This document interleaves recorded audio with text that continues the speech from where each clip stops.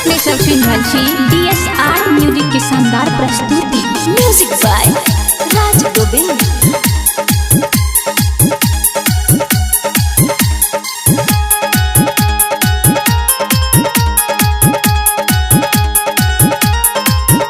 हम जाइतियो सुन ले रे छोरबा, हम जाइतियो सुन ले रे छोरबा, कहे जेबो ससुर बारे।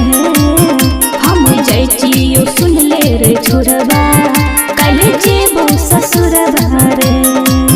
तू ही छली रे बाबू हमर नई हमरे के यार बारे।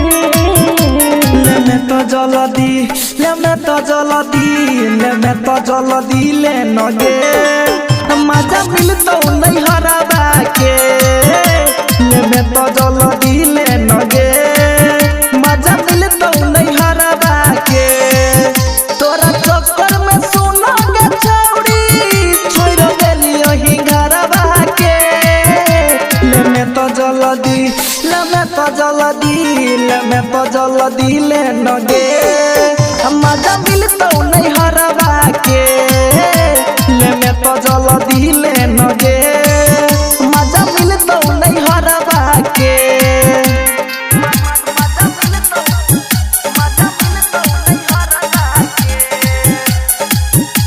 Music by Raj Govind.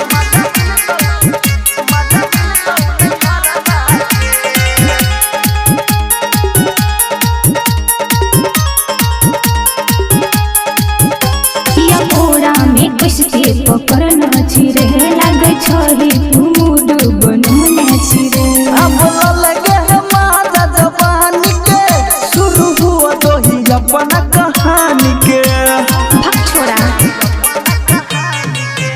अब हटी जोरे छोड़ बाहर होई गेले भोरवा मम्मी खोजे तो है तेरे घरवा।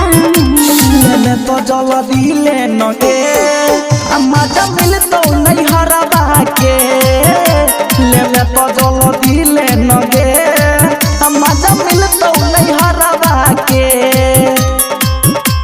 Singing by Deepak Maithil.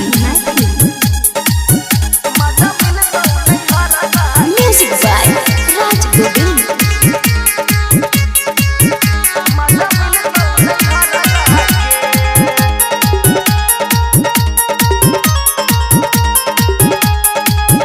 दीपक तोरा हम आबू सते बोरे है दिल तोरा हम आबू में दे बोरे। हम तोरा के दलियो के दिल तो सोया नहीं दे तो एहन फील। भाग छोड़ा छूने राजा जानी भ गेले पानी पानी अब एबो नहीं दलानी में। लेमे तो जल्दी लेमे तो जल्दी लेमे तो जल्दी ले नगे